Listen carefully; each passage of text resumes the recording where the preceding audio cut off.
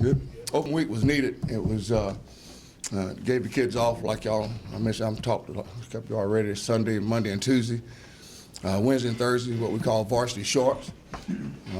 It went really snappy. That's what we want, snappy practices during that time. You work the old guys, but mainly get those young guys some needed work. Friday, we began game week for us. It's like a Sunday mine, so forgive me if I don't know what day this is, because it's Friday was a Sunday to me. Saturday was a Monday. Last night was a Tuesday to me. So, but had a great practice last night. Kids were bouncing around, excited about going, getting after it.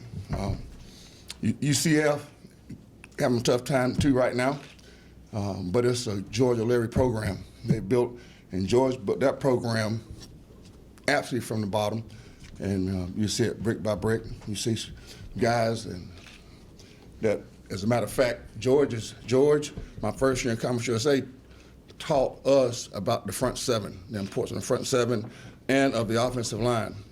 Justin Holman, returning quarterback, still active, athletic, strong arm.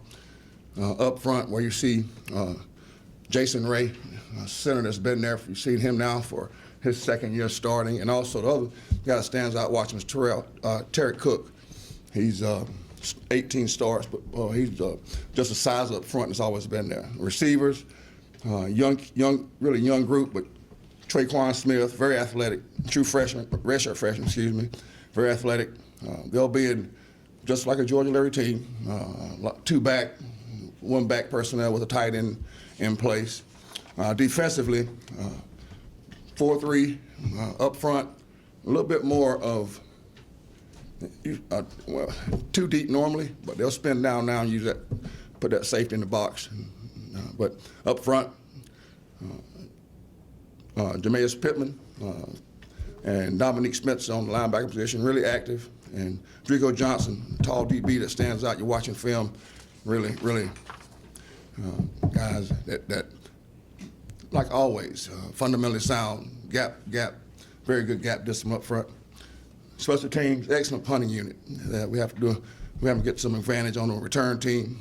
First in the punting with 44 game, and net punt and kickoff return team. They're third in the conference. So looking forward to going down. The controllables are us having a great week of practice, which that started last Wednesday.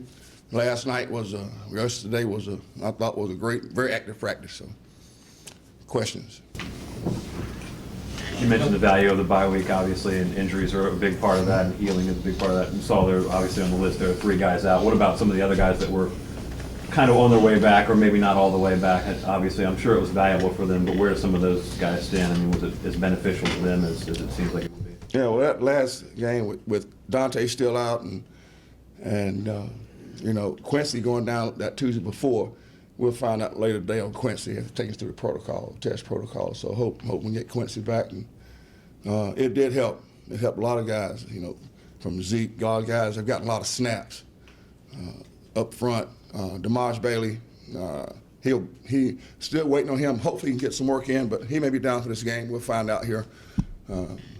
Last week got rolled up on a little bit, but hopefully everybody be back good. Chris is the one that we'd like to have back, but if he's not ready, we have to go on. Just health first. I love the kids as a player, but I love them more.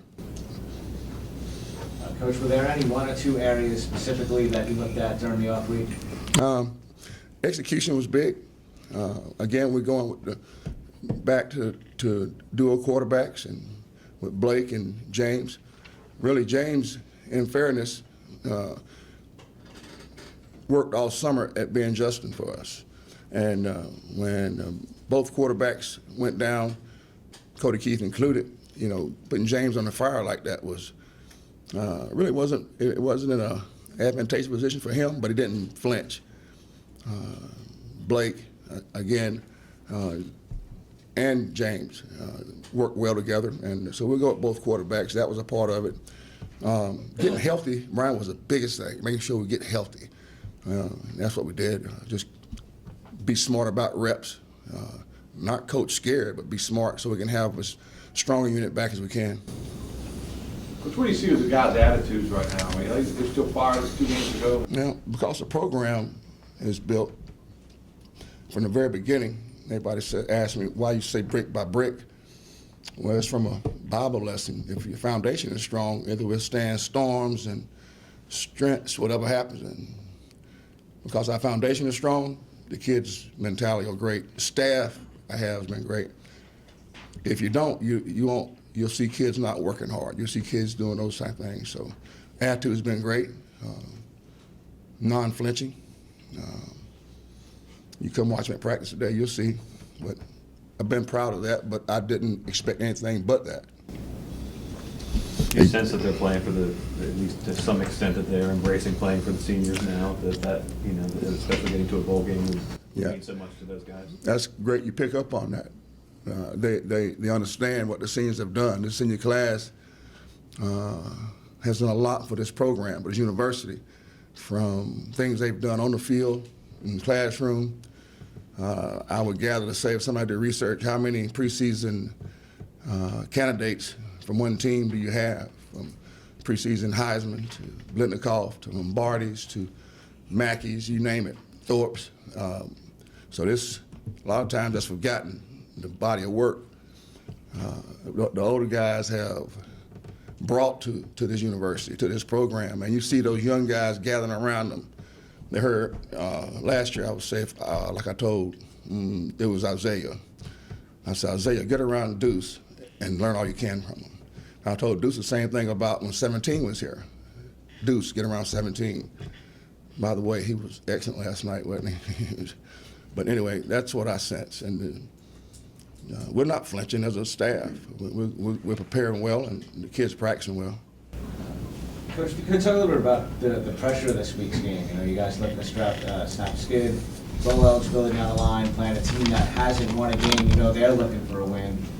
Do you feel any added pressure playing a winless team? I feel pressure each week. 36 years, each game, I feel pressure. And talked to my dad last night. Pressure is really this, though. Your house payment is $2,000 a month, and you only make $1,000. You got to find a way to get that $2,000. But it's a pressure because I want to win for the seniors. I want to win for this team, win for this program. That pressure is always there. For me, Brian, it's 3 times. So it can't compare because I've been a student here, graduate, and a player here now, a coach. 3 times excitement, 3 times when it's tough. I think you mentioned after the South Florida game that you wanted at least the quarterbacks to play a little bit more free, not thinking so much. Have you seen that this past week in practice? I have, because kids will do what you harp on, what you talk about. And not hesitating was the biggest thing. You know, just play. It's not really aim fire, it's fire. Swing your sword, you know? And don't swing it wildly, just swing it. You know, so I've seen that from the quarterbacks and really from the entire team. Just do not hesitate. That's the biggest thing because we have a fast football team, very athletic football team. Yeah, we've been hurt with some key injuries at key places that are hard to come by. You say next man up. After a while, you know, Ohio State can go to their third quarterback, but that's Ohio State. The kids, we make no excuses and no complaints. And we see that what I ask them to do, and it's interesting, again, you brought it up. No, I saw that last week. So the bye week, really, I saw that and had a chance to emphasize. I thought the Wednesday and Thursday's practice, where it's called a varsity short, where it was quick and snappy, that's when you really saw it. And it's carried over to Friday and then last night. Coach, would you ever consider putting Blake and James in the game at the same time? No, not really. You know, I've been asked that a couple of times. I think that's a video game question, I think, isn't it? Yeah, but no. Yeah, that's a video game.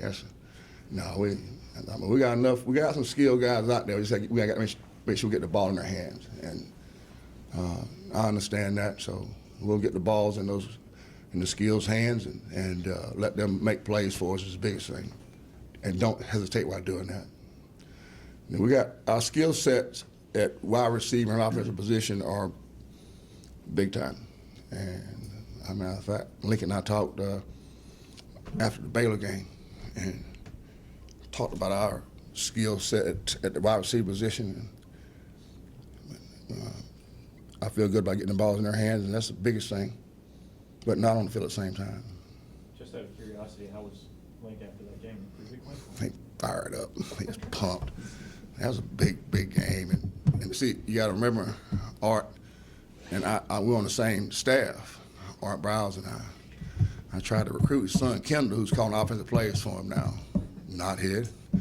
But Art's a good friend. And so Link and Art, that was a good battle. And he taught those two running backs that he has. He told me they were pretty good. I haven't had much chance to watch it. Even Erlene stood there and watching it, which that's pretty cool seeing her. So we stood up. We didn't sit down and watched it, and saw him. And you saw.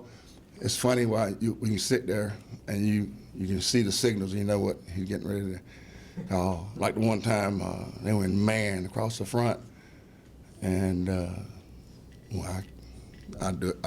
you see that meant stock route, and the best player, what Justin plays, that's number 3. You saw him do a fade. It's over. Yeah, we talked a lot about that. So that's why I don't watch games on TV. I can't watch them. Yeah. There's one last night. Erlene came home. Erlene was watching New England and Giants because of Dwayne, and she had it on, and she was leaning there like this. Now you got to remember, Erlene, she knows, like at the beginning when we got married, she knows I coach football, but she didn't know what position I coach, which was cool to me, you know. So.